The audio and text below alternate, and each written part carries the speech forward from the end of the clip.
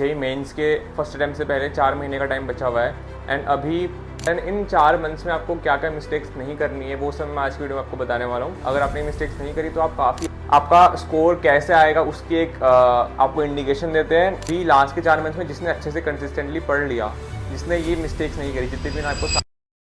Hello everyone, welcome back to other video. I am Ayush Bhoj, a second year BTech student at IIT Roorkee. आज की video में मैं discuss करने वाला हूँ कि कौन सी 7 मिस्टेक्स है जो आपको नहीं करनी है in the last 4 months of JEE preparation. अभी जेई मेंस के फर्स्ट अटैम्प्ट से पहले 4 महीने का टाइम बचा हुआ है एंड अभी बहुत सारे लोगों के मार्क्स बढ़ भी सकते हैं, कम भी हो सकते हैं, उनकी रैंक इम्प्रूव भी हो सकती है या फिर परसेंटाइल डिक्रीज भी हो सकती है, कुछ भी हो सकता है। तो ये लास्ट 4 मंथ्स काफ़ी क्रूशियल है। इन 4 मंथ्स में आपको क्या क्या मिस्टेक्स नहीं करनी है वो सब मैं आज की वीडियो में आपको बताने वाला हूँ। अगर आपने मिस्टेक्स नहीं करी तो आप काफ़ी एस्पिरेंट से आगे पहुँच जाओगे अपनी प्रिपरेशन में एंड जिससे आपकी रैंक या फिर परसेंटाइल ओवरऑल बेटर आएगी बाकियों के कंपेरिजन में। So let's start today's video. आज की वीडियो बताने वाला हूँ आपको 7 चीज़ें, स्टार्टिंग विद नंबर 1। पहली मिस्टेक है not giving mock test and not analysing them. तो काफ़ी एस्पिरेंट्स ये होते हैं लाइक अबाउट 50%, जैसे 15 लाख लोग अगर मेंस का पेपर देंगे तो 7.5 लाख लोगों के अराउंड 50% लोग बिना मॉक टेस्ट दिए ही पेपर देने आ जाते हैं। तो उनसे तो आप आगे ऑलरेडी निकल ही जाओगे अगर आप मॉक टेस्ट देते रहते हो। मॉक टेस्ट आपको ऐसा है कि आपका स्कोर कैसे आएगा उसकी एक आपको इंडिकेशन देते हैं एंड किस टाइप का एनवायरनमेंट होगा जब आप एग्जाम दोगे। एग्जाम देते टाइम काफ़ी लोग स्ट्रेस में आ जाते हैं, काफ़ी लोग एग्जाम हॉल के अंदर एंशियस हो जाते हैं कि कैसे होगा, क्वेश्चंस ब्लैकआउट हो जाते हैं। इसलिए मॉक टेस्ट काफ़ी इंपॉर्टेंट, जिससे आपको पता चलेगा कि एनवायरनमेंट कैसा है। ऑल्सो अगर आप मॉक टेस्ट देते रहोगे तो आपका स्कोर इंप्रूव होगा। और काफ़ी एस्पिरेंट्स ऐसे भी होते हैं कि यार अभी सिलेबस कंप्लीट नहीं हुआ है मॉक टेस्ट का तो मैं मॉक टेस्ट नहीं दूंगा। स्टार्टिंग में 11th क्लास में मैंने भी थोड़ा बहुत ऐसा किया था, बट लेट मुझे रियलाइज हो गया था 11th के लेट में और 12th में कि मॉक टेस्ट देने ही है चाहे सिलेबस कंप्लीट हो या ना हो। बिकॉज मॉक टेस्ट काफ़ी इंपॉर्टेंट है। सबसे ज़्यादा इंपॉर्टेंट चीज़ जिससे आपका स्कोर इंप्रूव होगा वो मॉक टेस्ट ही है। और मॉक टेस्ट की बात करूँ मैं, मेरा 12th में इस समय के अराउंड सितंबर एंड अक्टूबर के अराउंड मेरा मॉक टेस्ट में उतना अच्छा स्कोर नहीं आता था, बट इसके बाद मैंने काफ़ी मॉक टेस्ट दिए, 10-15 मॉक टेस्ट इन 4 महीनों में, जिससे मेरा स्कोर 100 से लेके 200+ तक भी पहुंच गया। तो 100 मार्क्स तक आप इंप्रूव कर सकते हो। मॉक टेस्ट आप देते रहो, हर मॉक टेस्ट के बाद उसको एनालाइज भी करना है। एनालिसिस में मतलब आपको ये सब चीज़ देखनी है, जैसे आपका कोई क्वेश्चन मिस हो गया या कोई क्वेश्चन छूट गया या फिर कोई क्वेश्चन आपको आता था आपने गलत कर दिया, तो उन सब चीज़ों को, उन सब क्वेश्चंस के कॉन्सेप्ट्स को आपको फिर से रिवाइज करना है एंड फिर से उनको सॉल्व करना है ताकि वो दोबारा मिस्टेक ना करो। तो मैं हर बार कहता हूँ, हर वीडियो में ये कहता हूँ कि मॉक टेस्ट बहुत ज़्यादा इंपॉर्टेंट है, जिससे आपका स्कोर इंप्रूव होगा। आप जितना ही पढ़ लो वो उतना मैटर नहीं करेगा अगर आपने खुद को टेस्ट नहीं किया है। तो मॉक टेस्ट आपको एटलीस्ट 10-15 मॉक टेस्ट देने हैं इन 4 महीनों में। मेंस के फर्स्ट अटेम्प्ट से पहले मैंने भी दिए थे, जिससे मेरा स्कोर 50-100 से ज़्यादा इंप्रूव हो गया था। अब बात करते हैं इस दूसरी चीज़ की। दूसरी चीज़ है नॉट मेकिंग शॉर्ट नोट्स। आप लोगों के पास लॉन्ग नोट्स हैं और काफ़ी बार आप सिर्फ लॉन्ग नोट्स को ही रिवाइज करते हो, बट शॉर्ट नोट्स बनाना भी बहुत इंपॉर्टेंट है। शॉर्ट नोट्स एग्जाम से जस्ट पहले आप फटाक से रिवाइज करके फिर एग्जाम देने जा सकते हो। और शॉर्ट नोट्स आपके ऐसे होने चाहिए कि आप एक रीडिंग में पूरा का पूरा सब्जेक्ट याद आ जाए आपको। तो आप, जैसे मैंने आपको शॉर्ट नोट्स दिए थे, लास्ट वीडियो के डिस्क्रिप्शन में भी दिए थे, अभी भी डिस्क्रिप्शन में आपको दूंगा।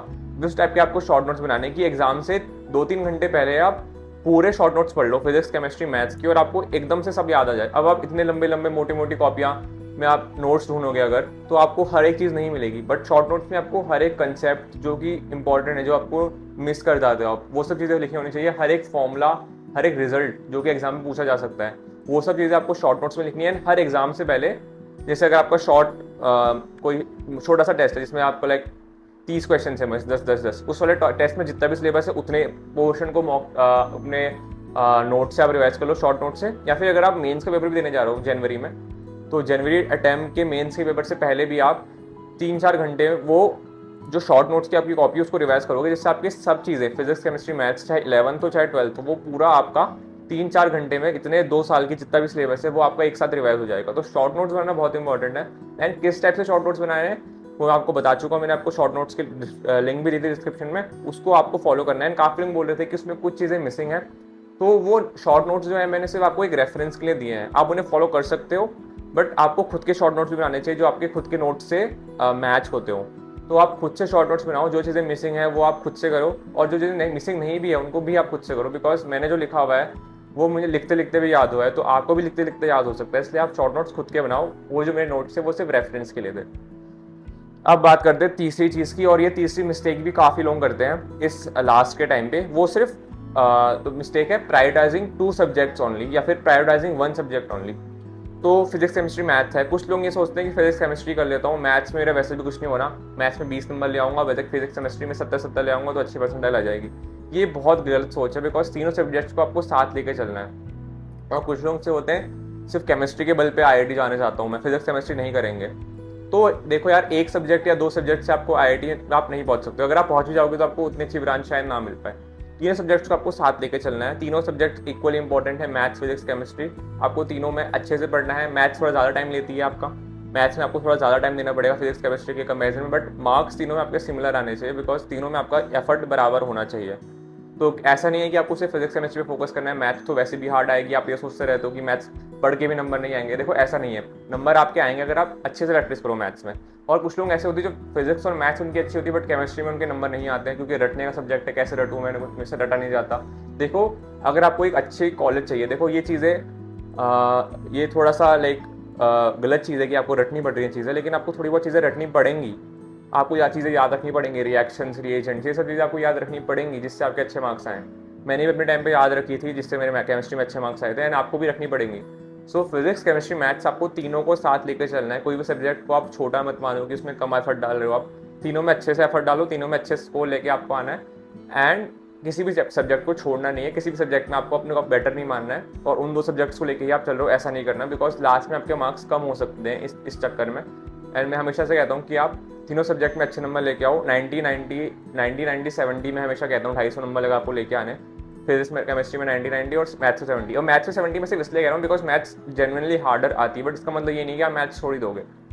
तो ये रही तीसरी मिस्टेक। अब बात करते हैं चौथी मिस्टेक की, जो है wasting time on social media. तो लास्ट के 4 मंथ्स में, ये 4 मंथ्स कहो या फिर जब भी कहो, आप सोशल मीडिया में काफ़ी टाइम वेस्ट करते हो, चाहे वो इंस्टाग्राम हो, चाहे रेडिट हो, या फिर और यूट्यूब में अलग चीज़ें आप देखते रहते हो। ये सब चीज़ें आप अगर लास्ट के 4 मंथ्स में थोड़ा बंद कर दो बिल्कुल ही, तो आपकी प्रिपरेशन में थोड़ा सा बूस्ट मिल सकता है, बिकॉज फिर आप पढ़ाई पे ज़्यादा फोकस करोगे। तो अभी लास्ट के 4 मंथ्स में प्लीज़ सोशल मीडिया से पूरा दूर हो जाओ। मैं भी सोशल मीडिया यूज़ करता था जेई टाइम पे थोड़ा बहुत, बट लास्ट के 4-5 महीने में मैंने बिल्कुल ही बंद कर दिया था, और मेंस के फर्स्ट अटेम्प्ट के बाद में फिर से आया सोशल मीडिया में।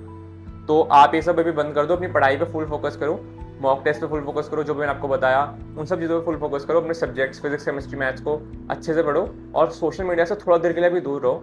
यूट्यूब आप देख सकते हो अपने कंसेप्ट्स को देखने के लिए, जो अलग अलग चैनल्स आते हैं यूट्यूब पे, आपको फिजिक्स केमिस्ट्री मैथ्स के जो आप 1 शॉट्स देखते हो वो सब आप यूट्यूब रख सकते हो, बट इंस्टाग्राम या रेडिट या फिर बाकी चीज़ें होती हैं उनको हटा दो, और गेम्स भी हटा दो। जैसे आप लोग क्लैश रॉयल खेलते हो या फिर कोई और भी गेम खेलते हो, PUBG वगैरह, तो उन सब चीज़ों को भी हटा दो। लास्ट के 4 मंथ से आप जितना आप घिस सकते हो घिस लो। उसके बाद आप आराम से आफ्टर जेईई मेंस जब आपकी अच्छी परसेंटाइल आ जाए, आप आराम से 1 हफ्ता का ब्रेक लेके आराम से सब चीज़ें कर सकते हो, फिर आपको एडवांस का पढ़ना है। तो अभी सोशल मीडिया से आप दूर रहो। तो ये है मिस्टेक चौथी, जो कि बहुत लोग करते हैं, सोशल मीडिया में लगे रहते हैं, रील स्क्रॉल कर रहे हैं या शॉर्ट स्क्रॉल कर रहे हैं, 2-3 घंटे तक उनके ऐसे लग जाते हैं, वेस्ट हो जाते हैं, तो वो पढ़ नहीं पाएंगे। मतलब पढ़ तो लेंगे लेकिन उनका सिलेबस जितनी वो प्रैक्टिस रिक्वायरमेंट है जेईई की वो पूरी नहीं हो पाएगी। तो ये थी मिस्टेक नंबर 4। अब बात करते हैं मिस्टेक नंबर 5 की, और मिस्टेक नंबर 5 है फॉलोइंग यूट्यूबर या फिर इन्फ्लुएंसर ब्लाइंडली। देखो मैं भी एक यूट्यूबर हूँ, मेरे को भी आप फॉलो करते हो, बट किसी भी इन्फ्लुएंसर या यूट्यूबर को आपको ब्लाइंडली फॉलो नहीं करना है। कि कोई इन्फ्लुएंसर बोल रहा है कि सब छोड़ दो, कोचिंग छोड़ दो, बस किताब लगाते रहो, किताब में जितने क्वेश्चन उनको करते रहो, तो वो गलत बात है, बिकॉज आप उनको ब्लाइंडली फॉलो कर रहे हो।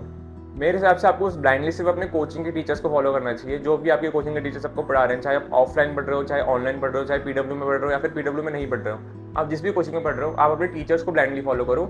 जितने भी यूट्यूबर्स आते हैं या इन्फ्लुएंसर्स आते हैं यूट्यूब पे या किसी भी और प्लेटफॉर्म पे, वो शायद आपको उतने अच्छे से वो आपको गाइड करते हैं, देखो गाइड सब भी करते हैं, बट उनको ब्लाइंडली फॉलो मत करो जो भी वो आपसे कहते हैं। कुछ इन्फ्लुएंसर्स ऐसे होते हैं जो जिनकी खुद भी इतनी अच्छी रैंक नहीं होती, बट वो आपसे कहते हैं कि आपकी अच्छी रैंक आ सकती है, या फिर कुछ इन्फ्लुएंसर्स ऐसे भी होते हैं जो अपनी रैंक भी नहीं बताते हैं। तो आप फॉलो उनको कर सकते हो, बट ब्लाइंडली फॉलो मत करो एकदम। ब्लाइंडली आपसे अपने टीचर्स पे फॉलो करो, उन पे भरोसा रखो। कोई अगर इन्फ्लुएंसर आपसे कह रहा है पढ़ाई छोड़ दो, ये बुक लगा लो, कोई XYZ बुक लगा लो, इससे आपका पूरा हो जाएगा, वो गलत बात है, बिकॉज एक बुक से अगर होना होता तो सब स्टूडेंट्स का हो जाता। आपको अपने टीचर्स को फॉलो करना है, नोट्स को फॉलो करना है, PYQs जो आपके क्लास में आपको टीचर्स बताएंगे, जो आपको क्लास में टीचर्स बताएंगे वो ही आपकी सबसे पहली प्रायोरिटी होनी चाहिए। उसके बाद जो आपको इन्फ्लुएंसर्स बता रहे हैं, जैसे मैं भी आपको बताता हूँ कि ये बुक कर लो, मैं आपको वैसे नहीं बोलता हूँ बुक करने को, मैं आपको यही बोलता हूँ कि अपने टीचर्स को फॉलो करो, टीचर्स के नोट्स करो, तो ये सब चीज़ें ही आपको करनी है जो आपके टीचर्स आपको बताते हैं, बिकॉज टीचर्स आपसे सबसे ज़्यादा जानते हैं। जो दीदी भैया होते हैं यूट्यूब पे, वो आपको देखो गाइडेंस तो सब देते हैं, लेकिन आपको ब्लाइंडली फॉलो नहीं करना है। फॉलो आप करो, बट ऐसा भी नहीं कि आपने आँख बंद करी और फॉलो कर दिया कि यार ये यूट्यूबर है, इसकी एडवाइस है तो इसके साथ, इसके लिए मैंने अपना बैच ही बदल दिया, बैच बदल के मैं दूसरा बैच ले लेता हूँ इसका वाला। तो ये गलत बात है। और सिर्फ उन्हीं इन्फ्लुएंसर्स या फिर यूट्यूबर्स पे आप भरोसा रखो जिनकी खुद अच्छी रैंक हो या फिर खुद उन्होंने अच्छी रैंक्स प्रोड्यूस करी हो। तो ये थी मिस्टेक नंबर 5। अब मैं बात करता हूँ मिस्टेक नंबर 6 की।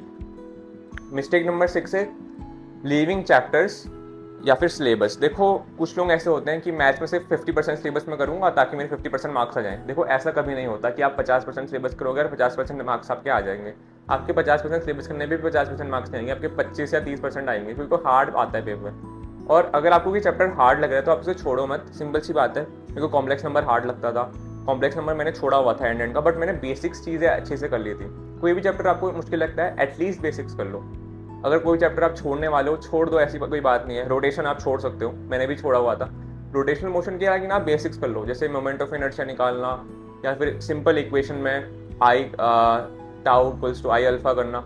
सिंपल इक्वेशंस में आप ये सब चीज़ें कर सकते हो, बेसिक्स कर सकते हो। लेकिन जो बहुत ज़्यादा होता है जैसे कि रोलिंग मोशन, उसमें आप थोड़ी बहुत बेसिक्स पढ़ सकते हो, बट उतना डिटेल में अगर आप नहीं जा पा रहे हो, अगर आपको हार्ड लग रहा है तो आप छोड़ सकते हो। बट बेसिक्स भी ना करो, ये गलत बात है, बिकॉज बेसिक्स अगर सवाल आ गया तो वो आपका मिस हो जाएगा एंड फिर आपके -4 मतलब 4 नंबर कम रहेंगे। जो जिस बंदे ने बेसिक्स किए थे उसके 4 नंबर आपसे ज़्यादा हो जाएंगे। तो एटलीस्ट आप बेसिक्स हर चैप्टर के करो। 100% सिलेबस आपको नहीं करना है, लेकिन 100% चैप्टर्स के आपको एटलीस्ट बेसिक्स करने हैं। कोई भी हार्ड चैप्टर हो, कोई भी ईजी चैप्टर हो, आपको एटलीस्ट बेसिक्स करने हैं। ईजी वाले तो आप पूरा ही अच्छे से कर लोगे, जितने भी ईजी चैप्टर्स हैं उनको आप अच्छे से करो, 100% करो। बट जितने भी हार्ड चैप्टर्स हैं उनको छोड़ो मत, उनको एटलीस्ट बेसिक्स करो, और जिससे आपके बेसिक वाले सवाल छूटे ना। तो ये रही मिस्टेक नंबर 6। मिस्टेक नंबर 7 है लूजिंग कंसिस्टेंसी। लास्ट के 4 मंथ्स में आप कंसिस्टेंसी छोड़ सकते हो। एकदम से आपका एक हफ्ते तक आपने कुछ पढ़ा ही नहीं, ऐसा भी हो सकता है, क्योंकि लास्ट 4 मंथ्स में अभी आपके बोर्ड्स के प्रैक्टिकल्स भी आने वाले हैं, या फिर स्कूल का कोई इवेंट भी हो सकता है। स्कूल के इवेंट में आपने पढ़ना छोड़ दिया, स्कूल के इवेंट में आप ज़्यादा इन्वॉल्व हो गए, तो वहाँ से आपने जेईई के लिए जो पढ़ाई थी वो आपकी स्टॉप हो गई, या फिर प्री बोर्ड्स के या फिर प्रैक्टिकल्स के लिए आपने प्रैक्टिकल्स और प्री बोर्ड्स की प्रिपरेशन में ज़्यादा टाइम दे दिया, तो जेईई की प्रिपरेशन आपकी स्टॉप हो गई, या फिर और भी बहुत सारे रीज़न होते हैं जिससे आपकी कंसिस्टेंसी लूज़ हो सकती है। तो लास्ट के 4 मंथ से मैं आपसे यही कहूँगा कि अभी इन 4 मंथ्स में आप जितना अच्छे से पढ़ सकते हो, डेली आप जितने भी घंटे पढ़ते हो, 4, 5, 6, 7, 8 जितने भी आप घंटे पढ़ते हो, उसको कंसिस्टेंटली पढ़ो। बीच में एक दिन भी छुट्टी मत लो। 1-2 दिन आप देखो छुट्टी ले सकते हो, जिस दिन आपको लेक्चर नहीं होता उस दिन आप रिवीजन कर लो, लेकिन उस दिन भी रिवीजन करो। ऐसा नहीं कि आपने बिल्कुल ही छुट्टी ले लिया। एक भी दिन आपका वेस्ट नहीं होना चाहिए, बिकॉज ये लास्ट के 4 मंथ्स काफ़ी क्रूशल हैं। अभी जितने भी एस्पिरेंट्स हैं सभी ये टेंशन में है कि कैसे होगा सिलेबस। तो अभी लास्ट के 4 मंथ्स में जिसने अच्छे से कंसिस्टेंटली पढ़ लिया, जिसने ये मिस्टेक्स नहीं करी, जितने भी मैंने आपको 7 मिस्टेक्स बताई हैं, जिसने सोशल मीडिया यूज़ करना बंद कर दिया, जिसने यूट्यूबर इन्फ्लुएंसर को ब्लाइंडली फॉलो करना बंद कर दिया, जिसने मॉक टेस्ट देना स्टार्ट कर दिया, सारे मॉक टेस्ट दिए, उनको एनालाइज़ किया, जिसने शॉर्ट नोट्स बनाना स्टार्ट कर दिए और बाकी चीज़ें जिसने स्टार्ट कर दी, ये सब लोग आपसे आगे निकल जाएंगे अगर आपने ये मिस्टेक्स करी। तो ये मिस्टेक्स प्लीज़ मत करो, कंसिस्टेंटली अभी पढ़ो। ये 7 मिस्टेक्स अगर आपने करी हैं तो आपका स्कोर या परसेंटाइल गिर सकता है, और अगर आप ये 7 मिस्टेक्स नहीं करते हो तो आपकी स्कोर और आपकी परसेंटाइल काफ़ी इंप्रूव हो सकती है। मैंने भी लास्ट के 2-3 महीने में मॉक टेस्ट देना स्टार्ट किया, सब कुछ अच्छे से करना स्टार्ट किया, कंसिस्टेंटली पढ़ना स्टार्ट किया, जिससे मेरा स्कोर पहले मॉक टेस्ट में 100-150 के राउंड आता था, लास्ट में 200-250 तक भी आने लग गया। तो मेरा स्कोर 50-100 से अगर बढ़ सकता है तो आपका भी बढ़ सकता है लास्ट में मॉक टेस्ट देते देते, और उनको एनालाइज भी करना है। So this is all for today's video. अगर आपको कोई डाउट हो तो आप कमेंट सेक्शन में पूछ सकते हो, या फिर आप टेलीग्राम चैनल पे पूछ सकते हो, जिसकी लिंक डिस्क्रिप्शन में होगी।